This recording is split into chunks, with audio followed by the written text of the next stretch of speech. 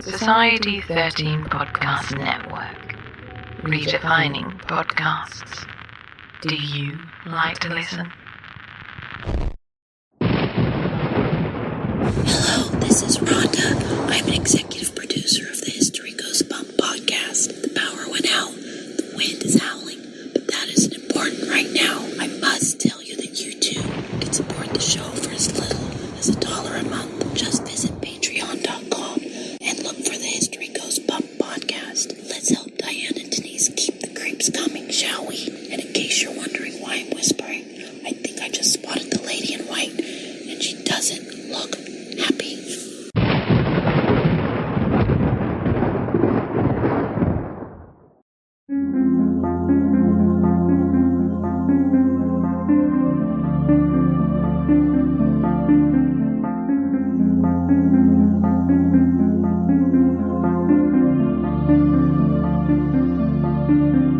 History tells the story of the world and of our lives. Sometimes that history goes bump in the night.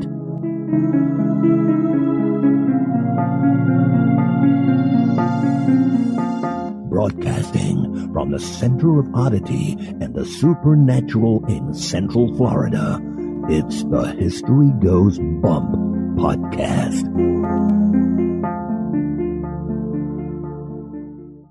Hello, you spooktacular people. Welcome to this 198th episode of the History Goes Bump podcast. Ghost Tours for the Theater of the Mind. I am your host, Diane. And this is Denise. Today's episode, we're bringing you a little something different. We're going to be hosting a roundtable about Shakespeare and ghosts. This podcast is being published on April 23rd in honor of Shakespeare's birthday. But we have a birthday that's even more special than Shakespeare's today. And that is Angie, who is joining us on our roundtable today. So happy birthday to you, Angie. Hope it's a good one. And now we want to welcome people to the Spooktacular crew. And just so you all know a little behind the scenes, we recorded this episode in pieces. And Denise is gone the weekend that I'm finishing this up. She flew back to hang out with her dad. He's 90 and he hasn't been doing so well. So she's been trying to spend some extra time with him. So she flew back to Colorado. So I'm going to be the only one welcoming you, but just know that in spirit, she's welcoming you guys as well. We want to welcome to the Spooktacular crew, James, Georgina, Seth, Alan, Frankie, Jennifer, and Jenny, who spells her name with one N. So Denise would say, welcome, Jenny with one N. And now, this moment in Oddity.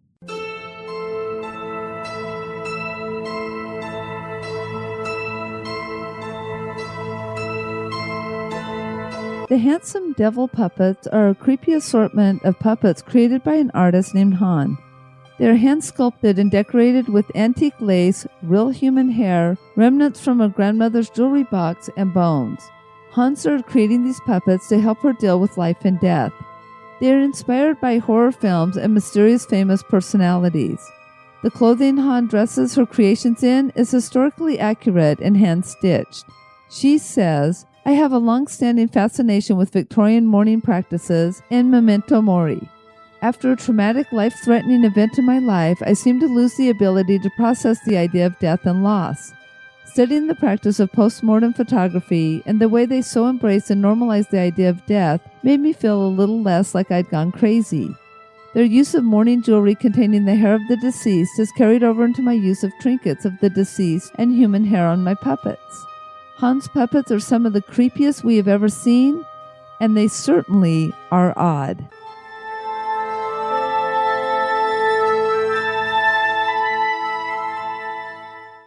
Scared yet? Boo! And now, this month in history.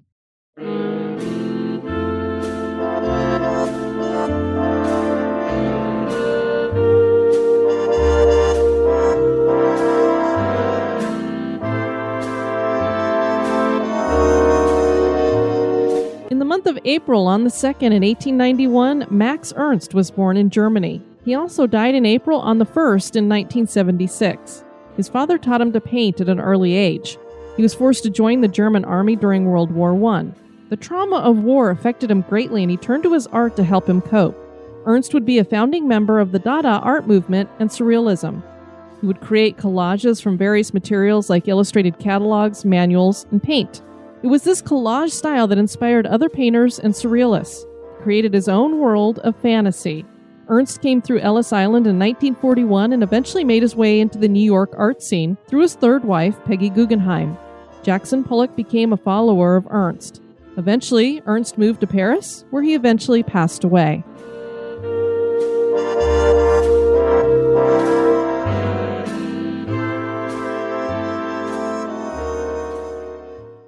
There are those who believe that Shakespeare is not the author of the plays attributed to him.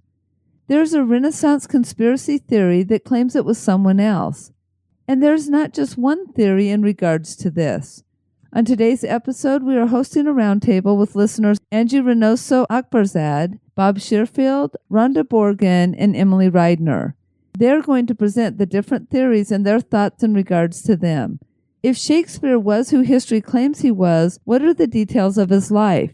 There are no tales of his spirit still walking the earth, perhaps because he was someone else, but he did use ghosts in several of his plays. What were those plays, and what part did they play in his works?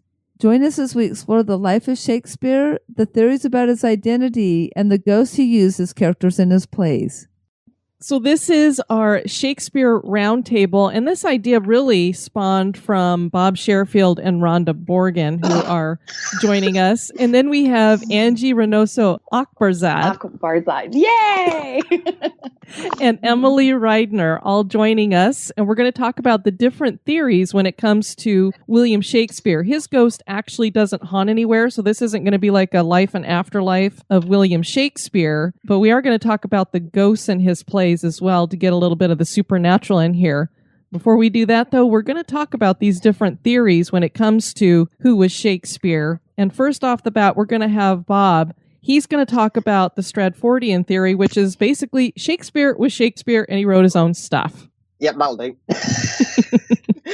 Done. First question, does everyone actually believe that he existed? Oh, yeah, I do. Yeah, oh, yeah. Fine. Yeah, that's fine. Definitely. Okay, good. So, yeah, William Shakespeare was born in April 1564 to John and Mary Shakespeare, near Arden, who were residents of Stratford-upon-Avon, which is a market town, which at the time was of about 4,000 people, about 100 miles northwest of London. His birthday, which isn't precisely known, is taken to be April the 23rd.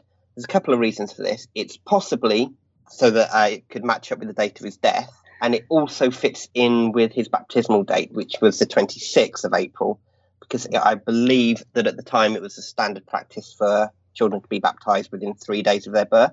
It also happens to be St. George's Day. Whether that has any bearing on their decision, I don't know. Father John was, amongst other things, a successful glove maker in the town, and his mother, the Arden family, who were or had ancestral links to local gentry, and they believed they could trace their family line a long, long way back to before Norman conquest, I think. John was a prominent member of Stratford society, and he held a number of offices, including alderman, which meant he had a seat on the local council, and then he became the bailiff, which is pretty much the mayor, in 1568. He also held the position of Justice of the Peace. That was before 1576, when he ran into some money problems and ended up being kicked off the council. Interestingly, I think it was during his time as bailiff that touring companies of players were first allowed to perform in Stratford, and it would have been on his authority that the licence was granted for that to happen. Obviously, William's education is a matter of speculation, as no records exist any longer for the town guild school, but it was, if the research I've done is correct, free to male children as long as they were able to read and write who lived in Stratford at that time. And it's my opinion that given his father's position, that he probably would have attended. I think it would have been unusual for someone who was mayor's son not to go. If he had gone, assuming he did go, the standard education in grammar schools at the time was to learn Latin grammar, literature and classical plays. The main thing they focused on was the learning of Latin. I read in one source that they learned, I think it was 150 different ways of saying thank you for the letter, which seems a little extreme, but if it's true, that would give an indication of the level of understanding of Latin that he would have had to have had. However, it appears that they didn't probably learn much else other than Latin. After that, he pretty much disappears. So we've got his birth registered, and then there's not really a lot about him, if anything at all, until his marriage to Anne Hathaway, which took place on the 28th of November 1582. Anne was the daughter of a fairly wealthy local farmer. However, she was 8 years his senior, and the marriage had to be conducted in some haste. I believe that special permission was given for the wedding banns to only be read once, rather than the standard 3 times. And this is probably due to the fact that Anne was already pregnant, as Susanna was born only 6 months later in May of 1583. Ooh, scandal. Two further children followed, twins, Hamnet and Judith, although Hamnet died fairly young at the age of 11. Shakespeare then again appears to disappear from public record for 7 years between 1585 and 1592, when a reference appears or is made to him by an author, Robert Greene, calling him an upstart crow. So that does refer to him, and we have to assume that sometime during that period he began his career as an actor and a playwright. There are some legends that exist as to what happened to him during those periods. One suggested that he fled Stratford to avoid charges of deer poaching. However, that seems to be unlikely given that the deer farm wasn't put in place until nearly 100 years later. So I think that's a little bit unlikely. There is another legend that says he went to work in Lancashire as a schoolmaster. His father's family were from Lancashire and his grandfather still lived there. So there is a chance he would have gone to the county as he had family there. And there does appear to be a record of someone with the name, or there is record of someone with the name William Shakespeare Shaft working for the Hesketh family during that period. And if the records are correct, Shaft was how his grandfather spelt the name. Interesting aside to that is that the same family also had links to the Globe Theatre, and the daughter of the family that Shakespeare worked for was, I think, either a shareholder or an executor for shares in the Globe Theatre. I found out that now, since he was married, that actually ruled out Shakespeare from being able to go to university, because universities were only for unmarried men. It also barred him from taking an indentured apprenticeship, which would have restricted many of the avenues he would have had into trade. So perhaps he wouldn't have been able to follow his father's job or anything else. However, I did read that players and actors didn't have that restriction, so that would have given him something he could go into. By 1594, he'd become part owner in an acting company, the Lord Chamberlain's Men, so called because they were sponsored by the Lord Chamberlain at the time. And they were so popular that when the Lord Chamberlain died, James I took over the company and they became the King's Men. Obviously, during this time that many of the plays were written and the sonnets, etc. Haven't gone into too much date on that because it would take forever, and probably most people have a good idea of when that was. So he would have been acting at court as for court, and then also at the Globe and Blackfriars theatres for the general public. It seems Sorry. that he moved back to Stratford in 1608 and wrote his later plays there. By the end of the 16th and the beginning of the 17th century, Shakespeare, through his earnings in London and possibly other business deals, had earned enough money to buy the second largest house in Stratford, which was New Place, as well as substantial parcels of land. He had invested in the church as well in Stratford, which is why he's buried where he is, as not because of his standing. He'd also purchased an apartment at the former Blackfriars Priory Gatehouse. Shakespeare then appeared again in some legal documents in the years up to 1674, including as a witness in a court case for some people that he knew in London. And also there was a case of slander against his daughter Susanna, which wasn't a particularly pleasant case. He died in the April of 1616 at the age of 52. The cause of his death isn't recorded. The two sources I read said that influenza was rife in Stratford that winter, and so that's one possible cause. And some 50 years later, the Vicar of Stratford wrote that he believed he caught a fever after a heavy drinking session with Ben Jonson and another actor. That would be a way to go. And so he was buried in the chancel beneath the high altar of the Holy Trinity Church in Stratford. And I think we've all seen the pictures of the grave slab and the memorial. There we go. A lot of people try to say that Shakespeare didn't write all of his plays because he didn't have the education for it. But basically what you described there is he had a general, what we would understand as a public education nowadays. And then he was working in the theater for many, many years where he would have gotten his familiarity with writing plays and performing plays and that kind of thing. Yes. So, and an interesting note on the education, I was reading a document that looked at some of his contemporaries and friends that he had during his time that he was the same age as and grew up with him in Stratford. And several of them went to the Inns of Court to be lawyers, and one became a publisher. So if people that were his contemporaries could move into those fields, the chances are he had this, and he would have had the same basic education. There's a good chance that he would have been able to know the things and understand the things that he needed to. Well, I mean, if we go on top of that, Peter Ackroyd's book gives a really good description of how did Shakespeare know so much legal jargon and all this other stuff. Because his father kind of moved up from a farmer gentleman, and that was like big deal back in the day. And I think my theory is more he was a closeted Catholic. And it has so much to do with how Shakespeare moved within Stratford and London and the whole persecution of the Catholics going on back then. Peter describes something where the reason why there was such a close-knit community is because they were all closeted Catholics. And in order, so you wouldn't have to pay the, am I saying this right? Recusancy fees? Recusant. There you go.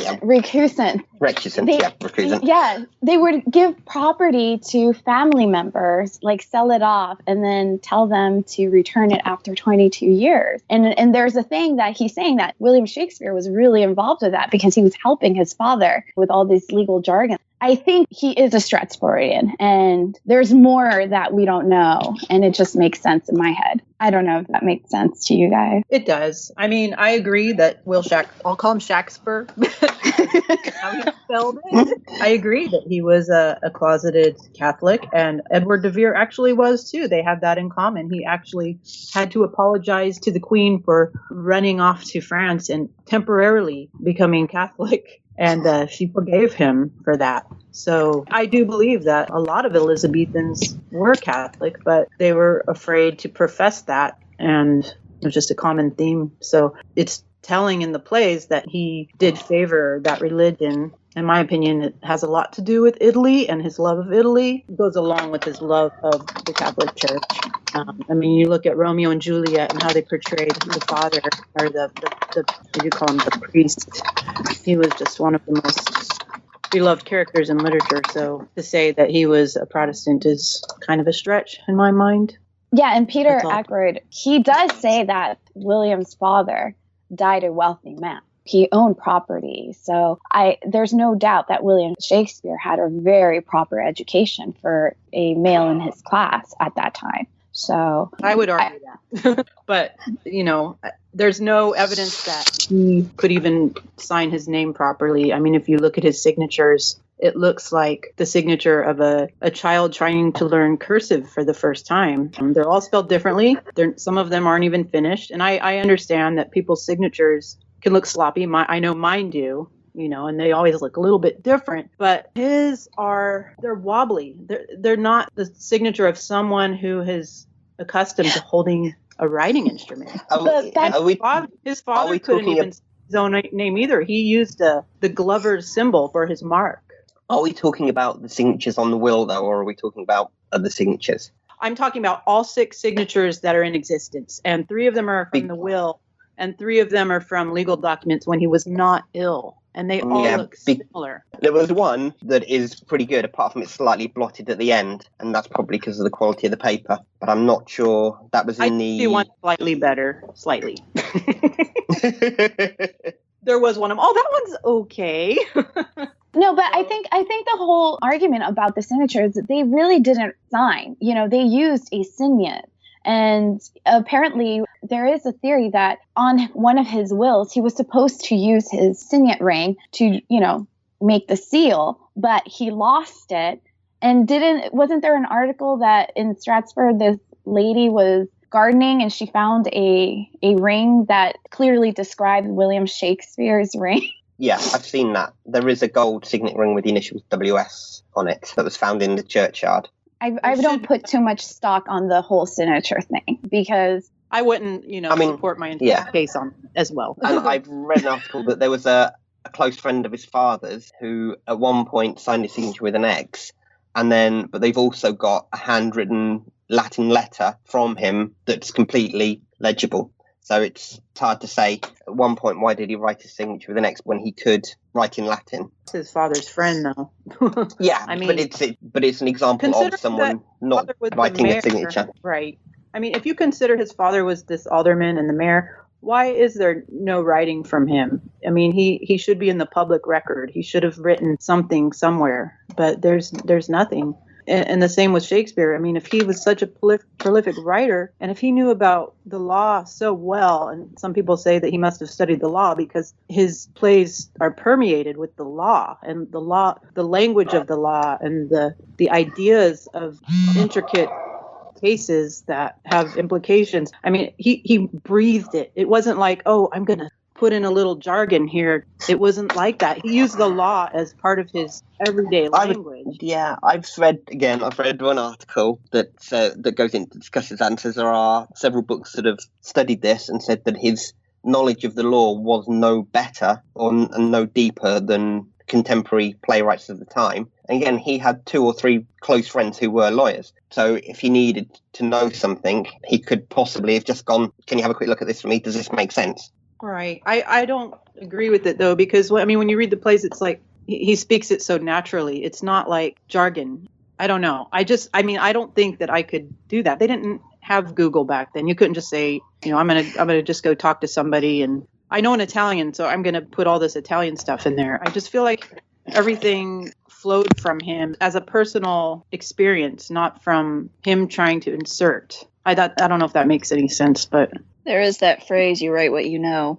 Yeah, you write what you know. And what did he write? He wrote all about kings and queens and dukes and lords and the court intrigue and the sports that only noblemen played. He didn't write about, there were only a couple of plays that were not about the nobility. I mean, it's like, I can think of the Merry Wives of Windsor and I don't know what another one might be, but there's only a couple. Yeah, but then at that point, that he has these tenuous ties to the nobility, and he did get his coat of arms. Coat of arms. He bought one. I mean, he was kind of obsessed with kind of rising and rank. And I would argue that he was writing plays for his audience, and if his audience was primarily court, and that's where his benefactors were, then he's going to write plays that interest them, and they're not necessarily going to want to watch plays about common people. An example of that, and I don't know if this story is absolutely 100% true, but apparently the Merry Wives of Windsor was written in roughly 2 weeks, and it was only because the Queen loved the character Falstaff.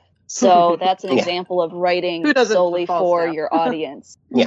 Right. I mean, yeah, Falstaff is a great character. Who doesn't love Falstaff? But it's that point of, if something is a hit, then you're going to continue writing it. So, and history plays were a hit because it was a really great way for the lower class to really kind of learn about what had happened, because they don't exactly have access, and maybe they weren't even able to properly read any of the chronicles that were available at that time. That was why I asked you how to pronounce Holinshed, actually. Yeah. It was because that was the reference that the playwrights were using at the time.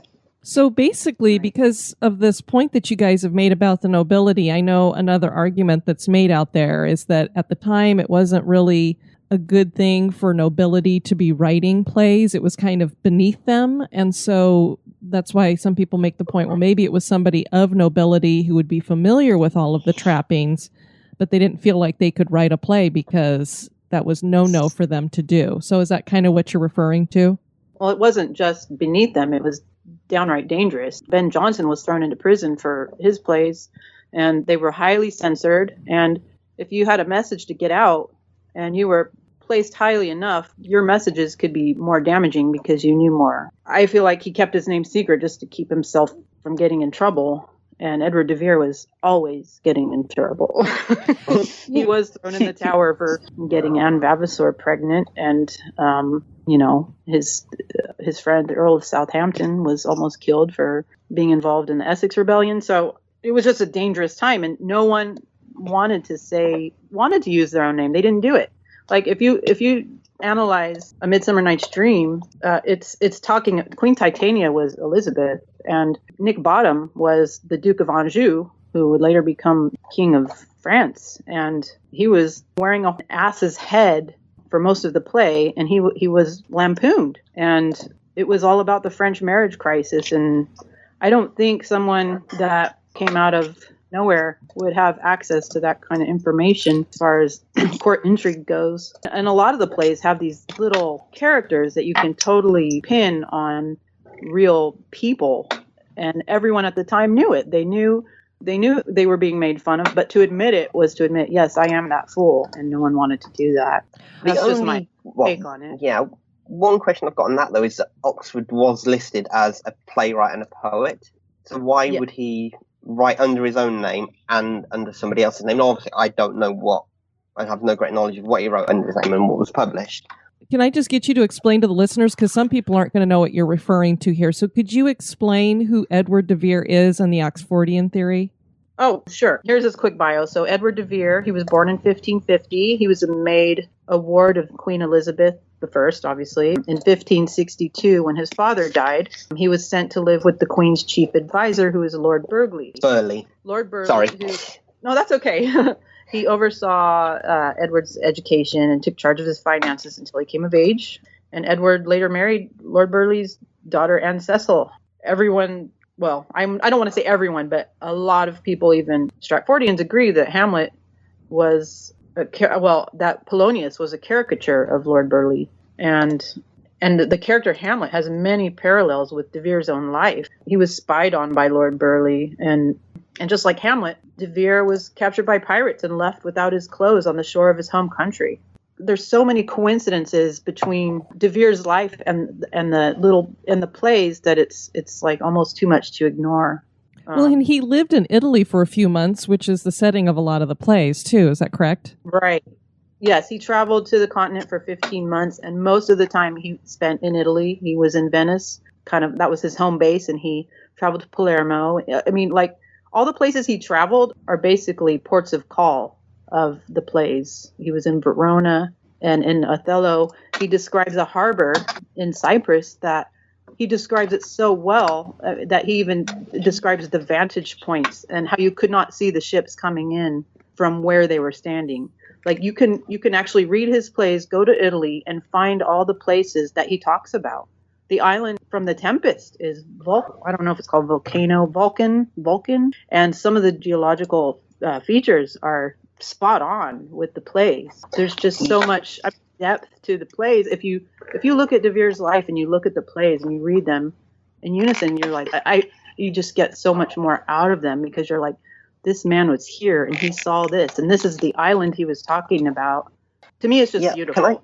When I look at Will Shakespeare's life, Shakespeare, whatever, it's just void of these experiences. He could have read about them, he could have heard about them. That's true, but somebody who was called the soul of the age because of his writing had to have experienced at least some of what he was writing about. And I mean, I'm not going to say he went.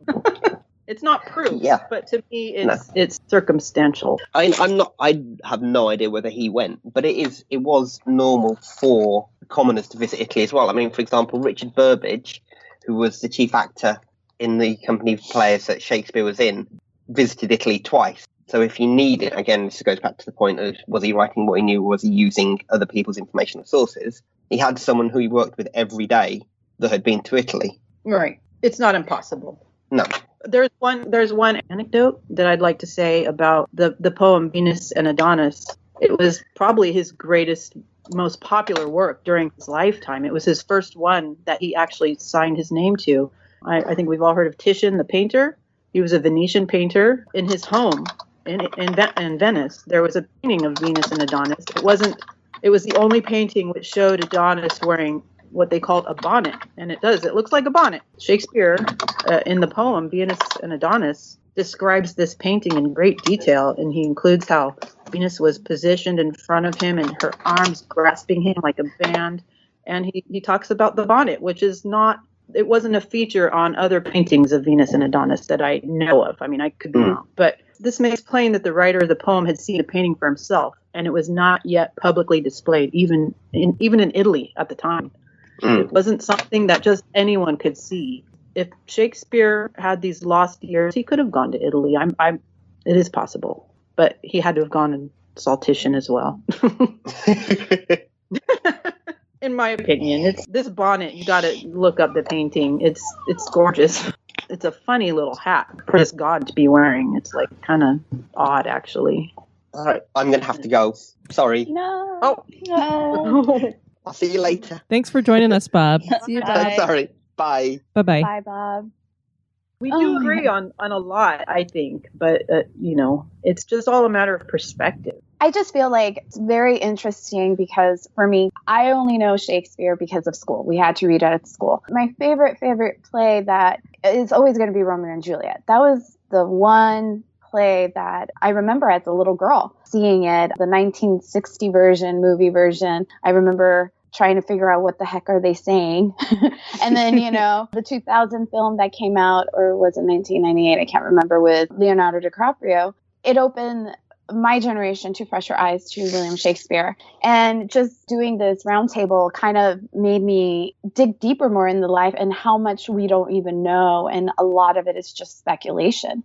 And I mean, I can speculate. I can totally agree with Bob because I feel that there was a person born in Stratford, Avon, and we just don't know. They didn't keep documentation like they did now. Imagine if there was a census back then. I think we would all know where he was. These lost years wouldn't have been so lost. But I see Rhonda's point of view as well. He could have been this person. Well, and you're right. Noble. When you go back so many years, it's hard to know the biographies because we don't have the evidence, we don't have clear documentation, so it does leave a lot of stuff open to interpretation.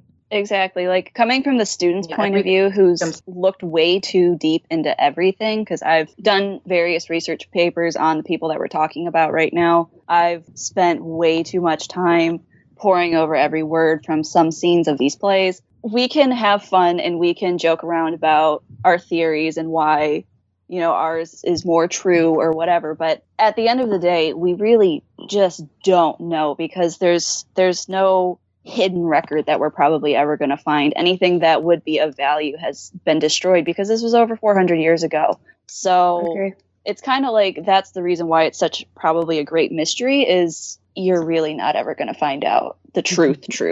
It's really fun to explore, though. It is so much fun to explore. Like Diane says, she goes down these rabbit holes. That's what I did with Shakespeare. I'm like, oh my gosh. Every time you find something else, it leads you to something else. And it's kind of like, yeah, but there is never really going to be a conclusive answer unless they find some manuscript, handwritten, signed by whoever candidate we think it might be. It's sad that we're not ever really going to know. But when we do, if we ever did find out, we'd be bummed because, now we can't, research it anymore. Well, here's a funny point that reading from Bill Bryson's book, Shakespeare's A World as Stage, his book was so small. And he even said, okay, it's so small because everything else is conjecture, speculation. So this is just the little nitty gritty. And that's the book that I started off with. He even mentioned something even that I was, you can say, mind blown, is the fact that his daughters were still alive. They lived until, I think, way later in their years.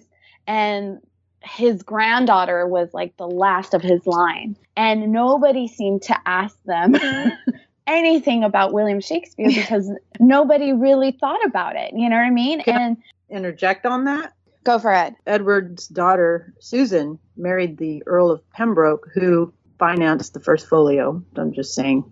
The Earl of Oxford's nickname at court was Spear Shaker. I get it. There's just all these little things that make me wonder. But there was a connection to Susan, his daughter. Uh-oh. Interesting. So we can bring in a whole nother view into this, what's going on. Emily, why don't you explain a little bit about Marlovian theory? Yeah, Marlovian. I condensed this as much as possible because it is a bit intricate, so to speak. So Christopher Marlowe was born in 1564 on February 26th, so we're talking 2 months before Shakespeare, in Canterbury. He attended a preparatory school for boys until he was awarded a scholarship to King's School. He later was awarded the Matthew Parker, who was at the time the Archbishop of Canterbury, scholarship to attend Corpus Christi College in Cambridge. During his studies at Cambridge, it is believed he was recruited by Sir Francis Walsingham to enter the English Secret Service and work as a spy. University records do indicate that there were extended absences between 1585 and 1587. Marlowe received his bachelor's degree in 1584, then stayed on to complete his master's. Because of the rumors that Marlowe was going to defect and go to a Catholic seminary in France, the doctors of Cambridge refused to grant Marlowe his master's degree. Quickly, though, after that happened, a letter arrived from the Privy Council stating Marlowe should be given his degrees on the grounds that it was not Her Majesty's pleasure that anyone employed, as he had been in matters touching the benefit of his country, should be defamed by those ignorance in the affairs he went about. Now, the de facto head of the Privy Council at the time was Lord Burleigh, and he was also quite close with Matthew Parker, who was the Archbishop of Canterbury, and also the person whose scholarship Marlowe was at Cambridge on. Marlowe then established a reputation as a freethinker and participated in Sir Walter Raleigh's School of Atheism, and he did have some run-ins with the law. He was a bit of a bad boy, so to speak. In September of 1589, Marlowe found himself face to face with William Bradley, a friend's enemy, and swords were drawn. The friend, who happened to be Thomas Watson, found the two fighting in the street, and he did intervene. Watson killed Bradley as Bradley backed him into a ditch. Both Marlowe and Bradley were arrested, but Marlowe was immediately released while an investigation took place, and eventually Watson was also released, but it was on self-defense, because if he had been backed in, there was no other way that he could have defended himself, so he was immediately released as well. That in particular incident, people do draw parallels between the fight between Mercutio, Tybalt, and Romeo, which I'm sure we're all very familiar with because it was from Romeo and Juliet. Fellow spy Richard Baines and Marlowe were in Holland trying to uncover Catholic plots to raise money via counterfeiting when Baines turned Marlowe in for coining. And coining is their term for counterfeiting as well. There is some speculation as to why Baines would have done this, one of which, and this is purely speculation, The Jew of Malta, which is a play that Marlowe had written, the villain in it, people believe, was actually based on Baines himself after he had an incident in France. He confessed to plotting to poison the wells to, I want to say it was to actually kill every man in the seminary, but I can't remember if that's what it was or not. And that is what the villain in Jew of Malta says, something about poisoning the wells. So Marlowe also had a reputation for spreading blasphemies. His friend and fellow poet and playwright Thomas Kidd was arrested after a search of his room uncovered vile heretical conceits. Kidd said that they were given to him by Marlowe, as the two had once shared a writing room together. Marlowe was also arrested and even confessed to it being his, but he was released on bail. Baines, though, at the same time, the man from before, had been working on bringing Marlowe back to court. He had been gathering evidence to use against Marlowe, and on May 27th, 1593, he turned in his report with claims including, but not limited to, that the first beginning of religion was only to keep men in awe, that all they that love not tobacco and boys were fools, that one Richard Cholmondeley hath confessed he was persuaded by Marlowe's reasons to become an atheist. Now, by our standards, that really doesn't probably sound like a big deal, but you have to figure this is back in the time where Catholics and Protestants are kind of at each other, so that was very significant. 3 days after that report was turned in, Marlowe was quote-unquote stabbed to death in Deptford by Ingram Bridger. I probably did say that wrong. Rob is no longer here to help me with that. In a dispute over the reckoning or who would pay their bill. His body was interred at St. Nicholas Churchyard. Plague victims at that time were also being brought there and buried in mass graves. Marlowe was just kind of thrown in with them. There's no headstone, just a short entry in the church burial records. And even if they would have wanted to exhume the body to verify that this is indeed Marlowe, plague-riddled corpses are a very strong deterrent to go in and do that. And to this very day, nobody actually knows where Marlowe's body is, if that is what really happened. So the theory is that Marlowe faked his death because the two men that were there the night that he died and Marlowe were all former spies that had reported to Burleigh. And the theory is that Burleigh helped Marlowe kind of fake his death and escape so that he would not be brought to trial, because in the past, whenever Marlowe had gotten off on all of those charges, it was always Burleigh intervening. And this time, though, with that report that Baines had brought forth, there was no way that Burleigh, even with his power, would have been able to save him. There's also another theory. It is not covered in the book that I read. I have heard it, though, and it's that because Marlowe had been a spy, he knew things that the Crown didn't exactly want him to be spouting out. So it was possible that the Crown was going to have him murdered. So there's that. You've got the Queen after you now, and you've got all of these charges basically saying that you're an awful person. And there is another theory that the church, just the church, wanted him dead because he was known to be quite vocal about his atheist beliefs. And also his play, Dr. Faustus, which some people might recognize the plot of as being a man sells his soul to the devil for ultimate power, which lasts for 24 years. It was quite popular. And in their day, Marlowe was viewed as like this god amongst playwrights because he did write incredible plays, but also he kind of innovated stage effects as well. He was using trapdoors, smoke. People also honestly feared that the devil was being conjured on stage because of the Latin chanting and how this man would just appear from a trapdoor. To us, that seems very silly because, okay, it's a trapdoor and some smoke. But to their eyes, it was very, very different. And a lot of power was held in those that could really enrapture people on the stage. So that's the theory of Marlowe, is that he just faked his death and he was using Shakespeare's name as a pen name, essentially. I'd heard he had gone to Italy or other countries and kind of wrote from there also. Because, I mean, London is a small town, I mean, when you think about it. So he would kind of have to disappear. Yeah. The sonnets actually are said to allude to quite a bit of exile, and the sonnets listed were 25, 26, 34, 50, 36, 31, 72, 81, 74, 112, 121, 88, 48. They're all sorts of allusions to exile in them, which if he did get up and leave London completely, also England, then he would have been in exile. And he also says in the sonnets, my name will be buried where my body is. And you can apply that too. If he was faking his own death, then yeah, his name has to go too. Mm-hmm. One of the ways that you can defend him using Shakespeare as a pen name, not only was Burleigh friends with, well, I don't want to say the word friends, but had gotten the career started of the man who printed Venus and Adonis, I believe it was.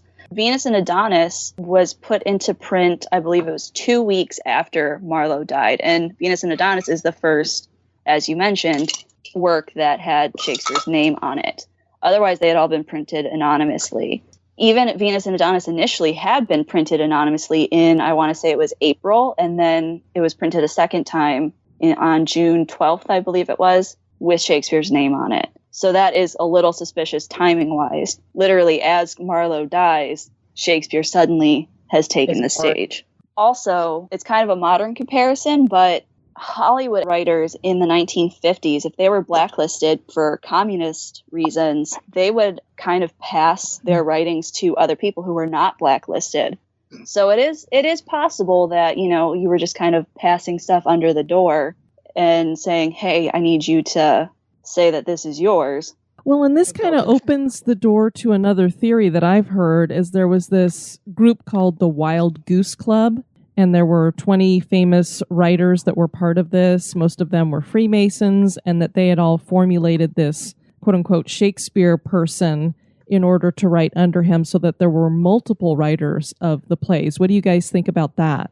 I'm open to the idea. I believe, as an actor in a acting troupe, I really feel that your writing's going to be influenced with other people's ideas, and they will throw in lines there or suggestions. So I don't see that as not a possibility at all. No, definitely. His plays were definitely collaborations. They had different styles. So it is definitely, even Stratfordians believe that the later plays were collaborative. And even then, it's, what was it? a year ago, they officially announced that one of the Henry plays that has always been solely attributed to Shakespeare was now going to be always printed with Marlowe as a co-writer on it.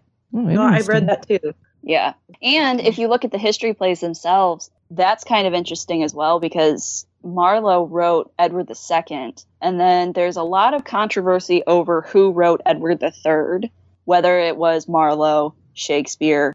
I'm pretty sure they even threw Kidd in there. There were quite a few playwrights at the time that nobody really knows who wrote it because it was not published with the name. But after that, Shakespeare's history plays start at Richard II. So essentially there's just one missing, which is Edward III, which is the gap between Edward II and Richard II. I get really fuzzy on all the dates. It's like, it's so hard to pinpoint dates because a play could have been written years before it was actually staged. And there is evidence of that with Hamlet, or there is an Hamlet that was supposedly written a long time ago, before any of the plays were written. So it's just so hard to pinpoint dates that I give up. But a lot of going back to the theory of collaboration, and then another reason how we don't even know if really William Shakespeare wrote the plays, because wasn't it common knowledge that if you worked in acting troupe and you wrote, your plays weren't yours, they were the company's plays. So he couldn't sign off and say by William Shakespeare. So I feel like it's such an enigma. It really is. Are you sure he wrote Henry VIII, or how do we know? Shakespeare in his lifetime, he wasn't known as a playwright. He was known as the author of Venus and Adonis and the Rape of Lucrece. That was what he was famous for. It wasn't until years after his death when the Earls of Pembroke and Montgomery published the first folio, which was the first collected works of his plays, that his name became kind of like immortalized and associated with being a playwright. During his own lifetime, and I'm talking Oxford and Will Shakespeare, they weren't really associated with being famous playwrights. It was sort of like a legacy that was built after their death. Makes it even more hard to get to the bottom of.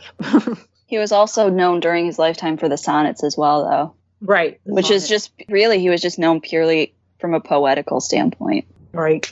And the sonnets were published 1609, I believe. And it was during the time that the plague had shut down the theaters because he needed to make money.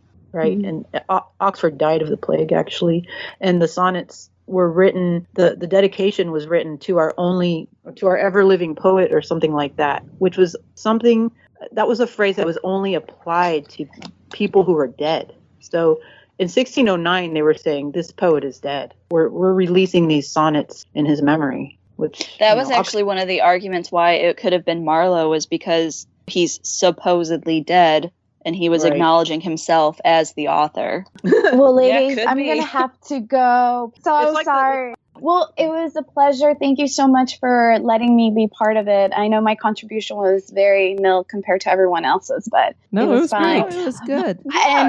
And the reason why I wanted to is my birthday is April 23rd, so I really feel close to the Bard himself. So, yay, me. Okay. Happy birthday to Angie. Happy birthday. Thank you. Happy bye, birthday. ladies. Bye. Bye-bye. All right, bye-bye. Well, for the last two survivors on our island, there's also this really far-out theory, and the first time I ever heard this one put out there was by one of my English teachers when I was in high school. And that was the idea that since Queen Elizabeth I was basically Shakespeare's patron, that she was ghostwriting some of the works. What do you guys think of that? I have heard that, yeah. I don't believe it. And it's not because I think it's so impossible. It's nothing to do with that. I just feel like, yes, she was quite the patron of the arts. She had way too much stuff going on as the monarch to be writing to ghostwrite with a playwright, no matter who the playwright was, whether he was at court or not. And if anything, I feel like if that were to be solidly true, I think it would play more toward the Oxford theory, because Oxford was her favorite. So, some say they were hers. Yeah.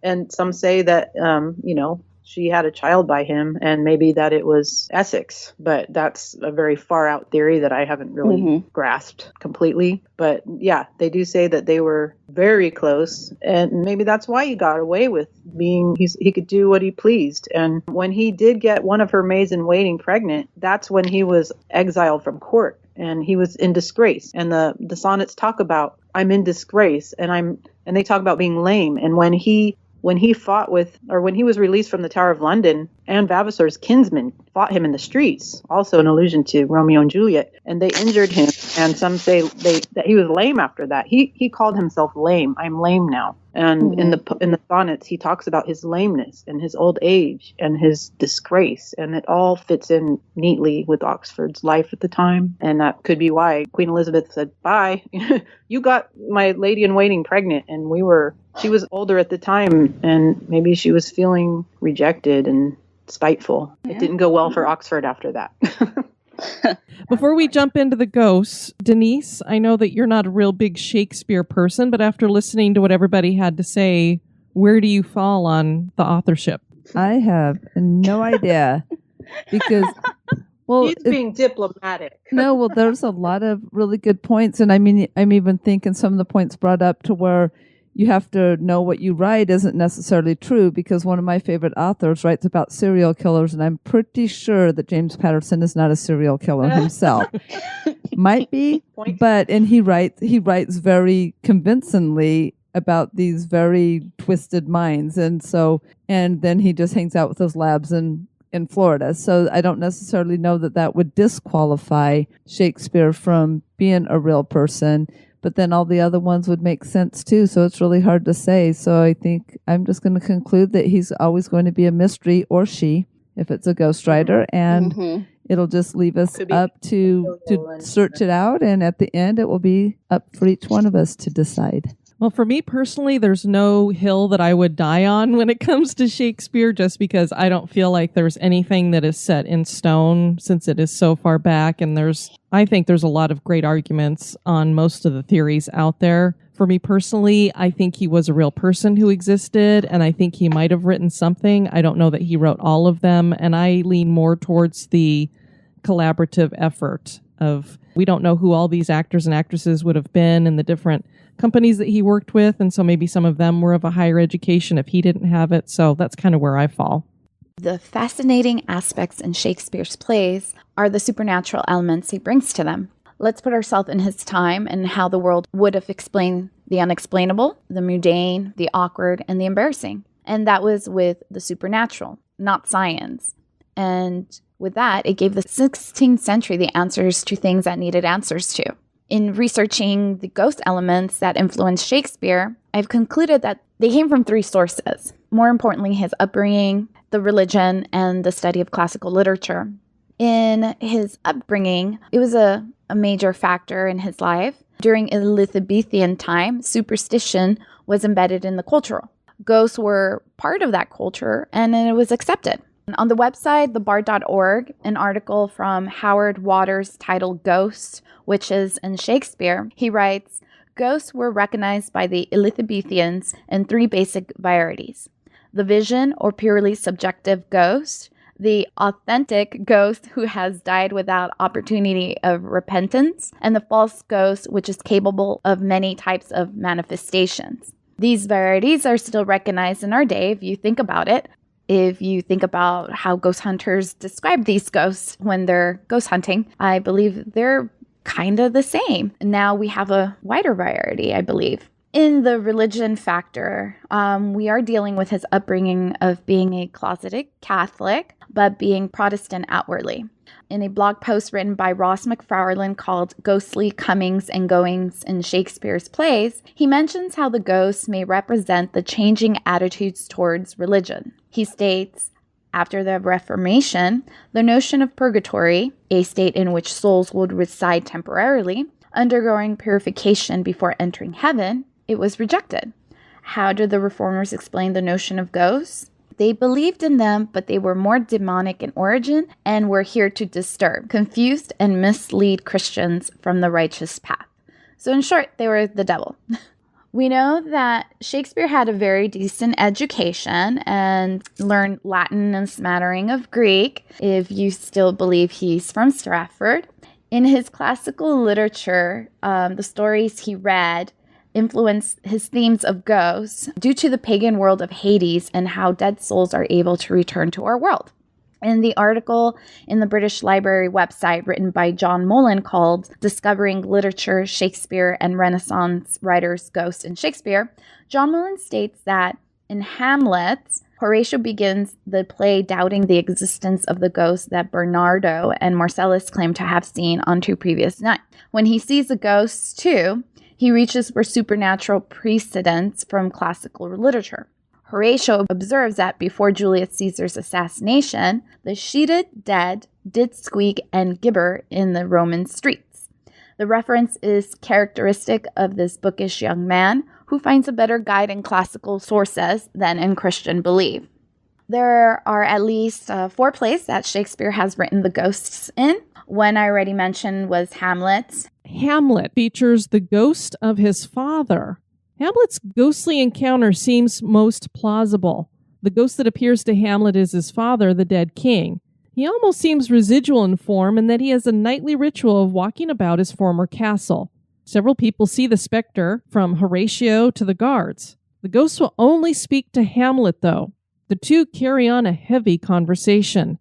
The dead king calls for vengeance. The ghost claims that he is forced to walk the earth, which backs up the belief in purgatory, and he demands that his son get revenge to help bring him peace. Hamlet slips into depression and madness after his father's ghostly visit, and he eventually dies. The whole family is consumed with the need for revenge. Horatio begins the play doubting the existence of the ghost that Bernardo and Marcellus claim to have seen on 2 previous nights. Then Horatio eventually sees the ghost for himself. When Hamlet finally confronts his mother in the so-called closet scene, the ghost comes back, but only the prince can see or hear him. "You do bend your eye on vacancy," says Gertrude, yet the ghost does not appear. It speaks. And then we have Macbeth. Macbeth invites his friend Banquo to dinner, but has him dispatched while en route. Banquo later manifests as a ghost, and this has a connection to some Scottish folklore that Shakespeare may have been inspired by. In that folklore, it is said, untimely dead often return in search of food or hospitality denied them in life, and must be satisfied, and that ghosts keep appointments made when living. Banquo had an invite to dinner, and he was going to keep it, so he manifests at Macbeth's dinner. But only Macbeth can see him, and thus the guests begin to question the sanity of Macbeth. Lady Macbeth apologizes for his odd behavior, explaining that he is tired and sick. Macbeth thinks that he sees a bloody dagger and solidifies that thought that he is crazy. The comparison between Macbeth and Banquo seeing the weird sister witches at the beginning of the play and him seeing the ghost alone seems to solidify that the witches were real, but the ghost was not there. Here's a fun tidbit on Macbeth. Not only are ghosts in the play, but as well the witches. It is believed that Macbeth is actually a cursed play due to Shakespeare writing about the witchcraft practiced by the Weird Sisters. The belief is he wrote too much about witchcraft practice, and these were supposed to be kept secret. So during the production of Macbeth, there has been some mishap and injuries, and it still exists now, these injuries and mishaps. Even today, it is often considered bad luck for members of the cast and crew to mention the play by name, but to refer it as the Scottish play. And then in Julius Caesar, this is probably one of the most famous scenes out there. The ghost of Caesar is a part of this. And some of you may remember that one of our this month's in history was about the assassination of Julius Caesar. And one of the people who took part in that was supposedly somebody he thought was his friend Brutus. So Brutus has helped to murder Julius Caesar, and he is sitting at a table by the dying flame of a lamp, and the spirit of Caesar manifests to him. Caesar wants revenge and is returned to fulfill a vendetta as he confronts his murderer. He informs Brutus that he will be defeated at Philippi. The ghost is described as monstrous. As the battle turns against him, Brutus cries, "O Julius Caesar, thou art mighty yet. Thy spirit walks abroad and turns our swords in our own proper entrails." This helped illustrate how ghosts were mostly used to warn of impending doom or to seek revenge. Shakespeare was inspired by the book The Discovery of Witchcraft by Reginald Scott, written in 1584. Scott was a skeptic, and he felt that ghosts were a form of mental disorder that came from melancholy, timidity, drunkenness, and false reporting. Shakespeare draws upon these traditions and makes something new with his ghosts. Unlike the emotional and moaning ghosts of the Middle Ages, Shakespeare's are reasoning entities. And I think that's what made them so different for people, because a lot of the time in these plays, you would just kind of hear them wandering around and moaning and groaning. And here they actually were speaking and bringing messages and such. My favorite play is Richard III, and there's a pretty awesome ghost scene in it. The Elizabethan era had a lot of superstition that went on there. They definitely were people who believed in the possibility of ghosts. And so Shakespeare ended up putting a lot of them, or whoever wrote it, put a lot of ghosts in some of these plays. And one of those is Richard III. So why don't you go ahead, Emily, and share that with everybody? Okay, so if anybody's not familiar with Richard III, the whole perception that history has of him was shaped by Shakespeare. People found him to be this deformed hunchback, which that was proved that he kind of was. He did, what was it, scoliosis? And it did give him a minor hunch, but also he had like one shortened arm, serious limp, all of this. He was essentially a monster. And he was also the person that killed basically everybody. His wife and his nephews, those darling boys in the tower. See, there's his brother Clarence, Prince Edward, who would have been the son of Henry VI. Just all of these people, they put their blood on his hands. So in Act 5, Scene 5 of Richard III, there's a scene where Richard is about to go to bed before the Battle of Bosworth Field. And so is Henry, the Earl of Richmond, who would later be Henry Tudor, the Henry VII. And the way that I view it, because I've never actually seen this staged, is one side of the stage you've got Richard, the other side of the stage you have Henry. And as they fall asleep, they're both dreaming, and the ghost of each person that Richard has been responsible for their death comes onto the stage, and to Richard, they basically curse him and tell him to despair and die. And then to Henry, they praise him and tell him to live and flourish. So they're essentially saying, you're going to die tomorrow, you're going to live on. And it is, some of it is kind of creepy, especially whenever you look at the two nephews, whose part would be read together. So now you've got two little cute boys talking together, and that just never echoes well at all. I have an audio recording of Richard III that Kenneth Branagh did, and it kind of creeps you out a little bit listening to that particular scene. So did you want me to read any of it, or just like pick and choose some of the parts? You can just pick and choose whatever some of your favorite stuff is about it. All right, here's the ghosts of the princes. So this would have been two people speaking together. Keep that in mind. Dream on thy cousins, smothered in the tower. Let us be led within thy bosom, Richard, and weigh thee down to ruin, shame, and death. Thy nephew's souls bid thee despair and die. And then to Richard, they say, sleep, Richmond, sleep in peace and wake in joy. Good angels guard thee from the boars annoy. Live and beget a happy race of kings. Edward's unhappy sons do bid thee flourish. And the boars annoy, by the way, if anybody is not familiar, Richard's sign, of course, I can't remember what it's called now, was a boar. We talked about the Tower of London in one of our episodes, and it's just a horrible thought that these two little boys would have been smothered to death by this man. So, like you said, it just adds that creep factor in when you have these little children's voices saying these things, and then you think about what he's done to them. Mm-hmm. I would love to go there and feel that energy. Oh, I know. So much happened there. Thousands of ghosts. Oh my God, there's got to be at least. Ghost of Clarence, and Clarence would have been George, Richard's brother, who would have been the middle child. Let me sit heavy on thy soul tomorrow, I that was washed to death with fulsome wine. Poor Clarence, be thy guile betrayed to death. Tomorrow in the battle think on me, and fall, thy edgeless sword, despair and die. To Richmond, he says, thou offspring of the house of Lancaster, the wronged heirs of York do pray for thee. Good angels guard thy battle. Live and flourish.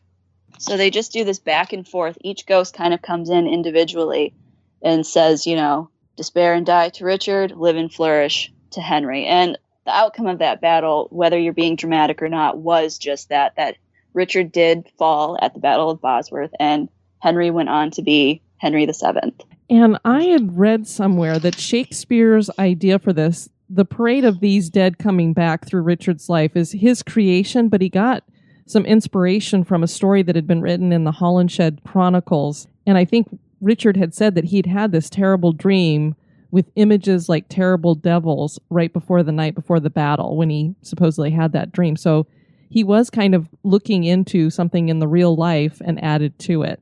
And if you're seeing these terrible devils coming back, it's not hard to imagine it's the ghosts of your Christmas past all coming back to get you. All at once, right before the most important battle of your life. Exactly. Well, it makes you wonder, like, if you have this, you're so stressed out about something that's about to happen and you have a dream, the dream shows the outcome. And then it almost makes you wonder if the dream forces you to make that outcome happen in reality. Mm-hmm. It almost kind of makes me wonder if you have this dream, but you convince yourself that it's not going to happen or you're going to prepare for it not to happen. When is the moment that you realize it's about to come true? Like, do you have that aha moment, or is there just too much adrenaline that you just don't think about it? I've never had a dream like that, so I hope I never do. Well, no. There might be time for an aha moment, because I don't know if you've ever been in an accident or anything, but even though it's just seconds, it seems like it takes forever for you to finally hit the car. Right. Time stands still.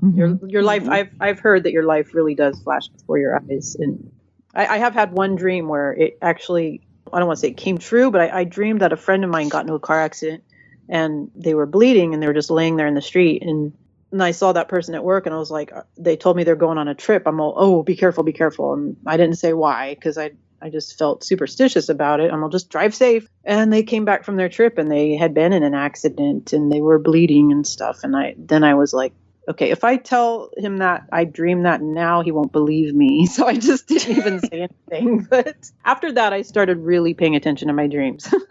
Yeah, that's weird. Yeah, but I don't know. The dreams are funny things. I did hear a rumor that apparently Macbeth was written for James, and because James was quite into the occult, so to speak, and James ended up hating it. He was very... So, all in all, Shakespeare wrote his plays with the public in mind, of course, and the public seemed to embrace ghosts as a part of everyday life. Well, ladies, thank you so much for joining us this afternoon and for suggesting that we do this kind of thing. It's definitely something we haven't done on History Goes Bump before, and I think the listeners are going to really enjoy it. It's a little different. Yes. It's been a pleasure. Thanks for having me. Yeah, it was fun. All right. Keep it spooky, ladies. All right. Thank you. All right. See ya. Bye-bye. Bye-bye. Is the man we have been taught was Shakespeare the real man? Did he write all of his works? That is for you to decide.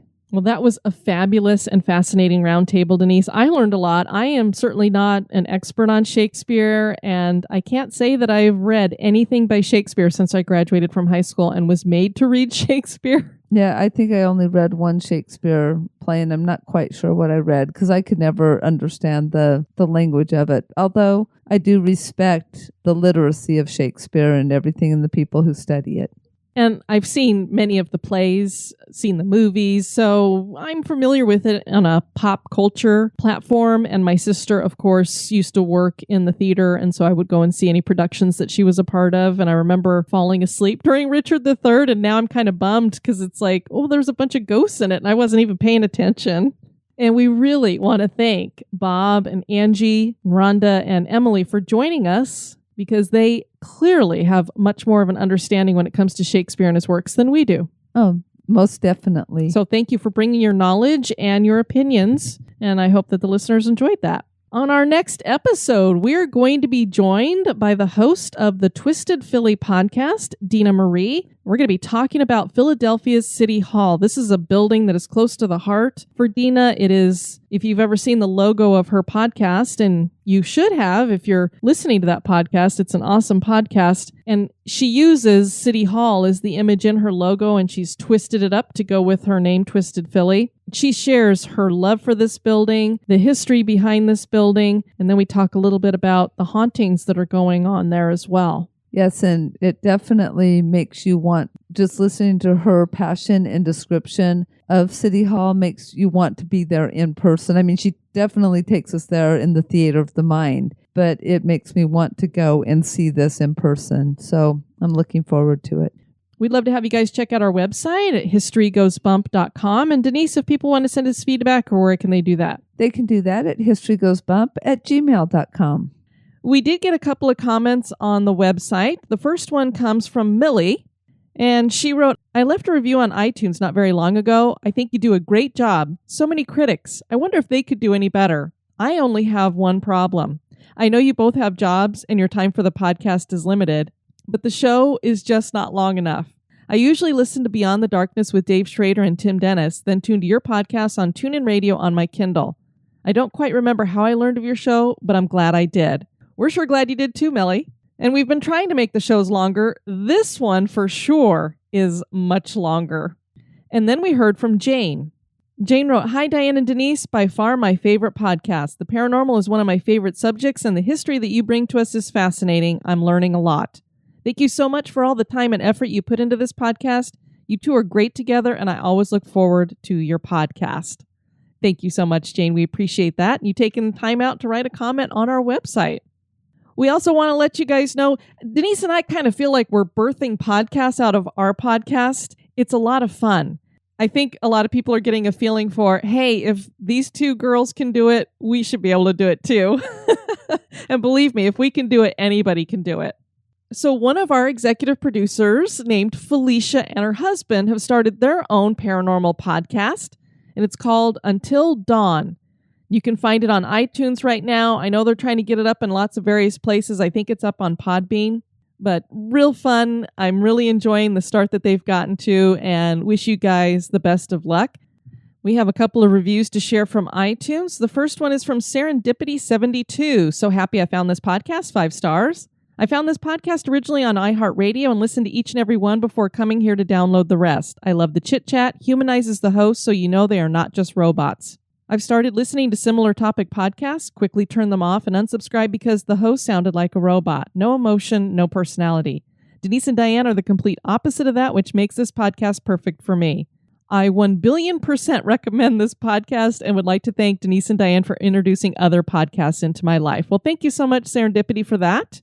And then we have a review from XSN0WFL4KEX. A favorite for sure, 5 stars. I just recently came across this podcast and it has definitely been added to my list of favorites. The combination of history, lore, and ghost stories keeps me listening. I've also enjoyed the recent episodes that have included interviews. Again, quite an enjoyable podcast to listen to. Well, thank you. Your name kind of looks like it should be Snowflakes, so that's what I'm going to call you. Thanks so much. We want to thank you guys for listening to this episode. I have been your host, Diane. And this has been Denise. You take care now. Bye-bye. This episode has been brought to you by our executive producers. We'd like to thank executive producers Connie Moreno and Richard Tyrell for increasing your pledges. Thanks. Check out the website at historygoesbump.com.